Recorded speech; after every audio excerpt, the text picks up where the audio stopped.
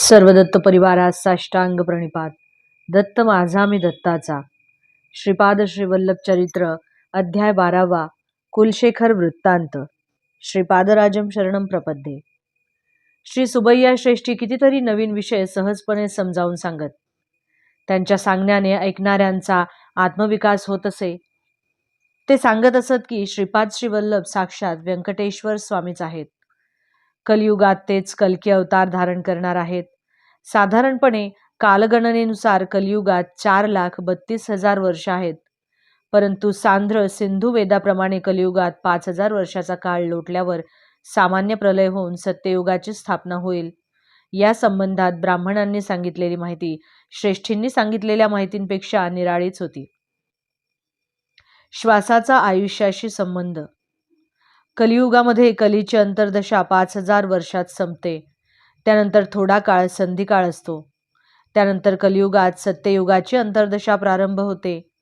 कलियुगात एकूण 4,32,000 वर्षाचा काळ असला तरी अंतर्दशा, सूक्ष्मदशा, विदशा इत्यादी असतात. हा योगशास्त्र समजणाऱ्यांना कळण्यासारखा विषय आहे. ब्रह्मदेवाने प्रत्येकाला 120 वर्ष आयुष्यमान दिले आहे, परंतु प्रत्येक व्यक्ती 120 वर्ष जगेलच असे नाही.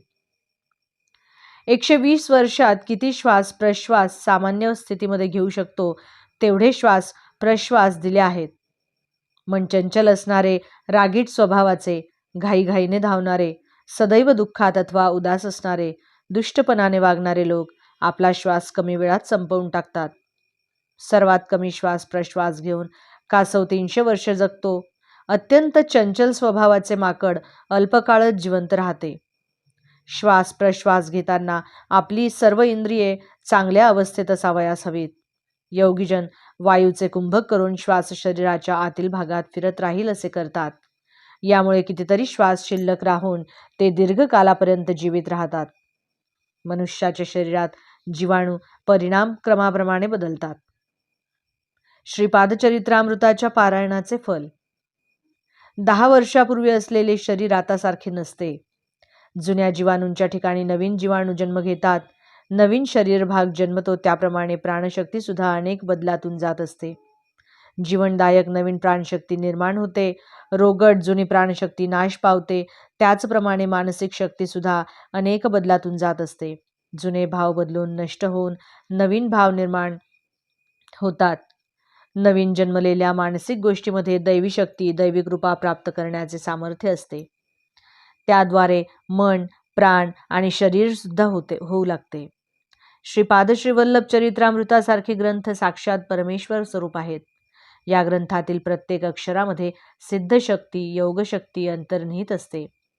असे ग्रंथ मानसिक रीतीने, वाचिक रीतीने अथवा मानसवाचिक दोन्हीमध्ये समन्वय होऊन पठन केल्याने श्रीपाद प्रभूंचे दिव्य मानस चैतन्य आकर्षित होते. ग्रंथाचे पारायण करणाऱ्या भक्तांचे शारीरिक, मानसिक, प्राण, रुग्ण, बाधा, कष्ट या संबंधित समस्त स्पंदने श्रीपाद प्रभूंच्या मानसिक चैतन्यात विलीन होतात.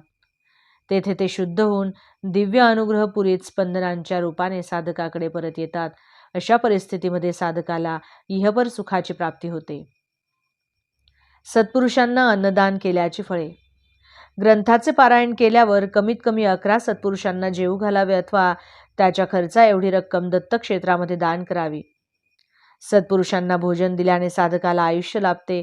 त्याला अजून थोड्या काळापर्यंत पूर्णाने अन्नधान्य अव्यक्त रूपात उद्भवते. एवढेच नाही तर सत्पुरुष संतुष्ट झाल्यावर शांती, पुष्टी, तृष्टी, ऐश्वर इत्यादींच्या संबंधातील भोग योगाच्या स्पंदनांचा अव्यक्तपणे उद्भव होतो. कालांतराने अव्यक्त अवस्थेतील बीजे व्यक्त स्थितीमध्ये अंकुरित होऊन महावृक्षांमध्ये विराजित होतात. वनवासात असताना द्रौपदीकडून अन्नाचा एक कण स्वीकारून श्रीकृष्ण परमात्म्याने दुर्वास महर्षी आणि त्यांच्या 10,000 शिष्यांना पोटभर जेवण दिले. श्रीगुरूंना श्रद्धाभावाने समर्पित होऊन समस्त अव्यक्तातील बीजरूपात असणारे कालांतराने व्यक्त स्थितीत साधकाला हवे असलेले समस्त भोगभाग्य प्रसाद रूपाने प्राप्त होतात. सांदीपनी ऋषीच्या आश्रमात विद्या ग्रहण करण्यासाठी राहिले असताना श्रीकृष्ण आणि सुदामा एकदा दर्भ तोडून आणण्यासाठी वनात गेले. श्रीकृष्ण थकल्यामुळे सुदामाच्या मांडीवर डोके ठेवून ते थोडा वेळ निद्रिस्त झाले. सुदामाला भूक लागली होती. गुरुमातेने दोघांसाठी थोडे पोहे दिले होते.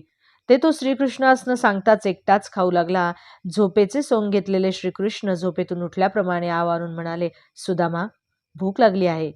घरून येताना गुरुमाऊलींनी मुलांना भूक लागेल म्हणून काहीतरी खायला दिले का? सुदामाने नाही म्हटले. श्रीकृष्ण सुदामाला म्हणाले, तू काहीतरी खात असल्यासारखे वाटले मला. सुदामा म्हणाला, मी विष्णू सहस्त्रनाम म्हणतो आहे. श्रीकृष्ण म्हणाले, ओ हो, असे काय? मला एक स्वप्न पडले की आपणा दोघांसाठी गुरुमाऊलींनी पोहे दिले, ते तू मला न देता एकटाच खात आहेस. एवढ्यात सुदामा म्हणाला, श्रीकृष्णा, थकला आहेस ना? त्यातून दुपारची वेळ, यावेळी पडलेल्या स्वप्नांचे काही फळ नसते असे शास्त्र सांगते. श्रीकृष्ण स्मित हास्य करून गप्प राहिले. कालांतराने सुदामा गरीब होऊन अत्यंत भाग्यहीन झाला. त्याने आपले कष्ट नाहीसे करण्यासाठी कितीतरी वेळा विष्णू सहस्त्रनामाचे पठन केले, परंतु काही विशेष फायदा झाला नाही. शेवटी श्रीकृष्णाचा अनुग्रह झाला. त्याने सुदामाने आणलेले पोहे खाल्ले आणि त्याला विशेष अशा राज्यवैभवाचा प्रसाद दिला. श्रीकृष्णाने सुदामाच्या मांडीवर डोके ठेवून थोडा वेळ विश्रांती घेतली होती. त्याची परतफेड म्हणून सुदामाला आपल्या मांडीवर झोपवून त्याच्या पायातले काटे काढून त्याचे पाय दाबून दिले. कर्मसूत्र किती गूढतेने कार्य करते हे प्रभूंनी याद्वारे सूचित केले. मल्लयुद्धात प्रवीण असणाऱ्यांचा गर्वहरण. श्रीपादप्रभू 4 वर्षाचे असताना पिठिकापुरममध्ये मल्याळ देशातील एक मल्ल आला. त्याचे नाव कुलशेखर असे होते. तो सप्तगिरी बालाजीचा भक्त होता. प्रत्येक राज्यातील मल्लयोद्ध्यांना जिंकून जय पताका घेऊन पिठिकापुरमला आला.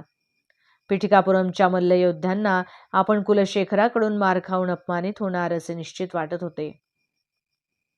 त्या मल्लांपैकी काही जणांचा श्रीपाद प्रभूंवर दृढ विश्वास होता. तेच आपणास या संकटातून सोडवतील या श्रद्धाभावाने ते श्रीपाद प्रभूंकडे गेले आणि शरणागती मागितली. श्रीपाद प्रभूंनी त्या सर्व मल्लांना अभयवचन दिले. पिठिकापुरममध्ये एक कुबडा युवक होता. तो 8 ठिकाणी वाकडा होता व अशक्त सुद्धा होता. तो काही काम करू शकत नव्हता, तरी त्याला श्रेष्ठींनी पगार देऊन ठेवून घेतले होते. तो श्रीपादांचा भक्त होता व सतत त्यांची आपली विकृती दूर करण्यासाठी प्रार्थना करीत असे. त्यावर श्रीपाद प्रभू त्या युवकास भीमास म्हणाले होते, योग्य वेळ येताच मी तुझे काम करीन.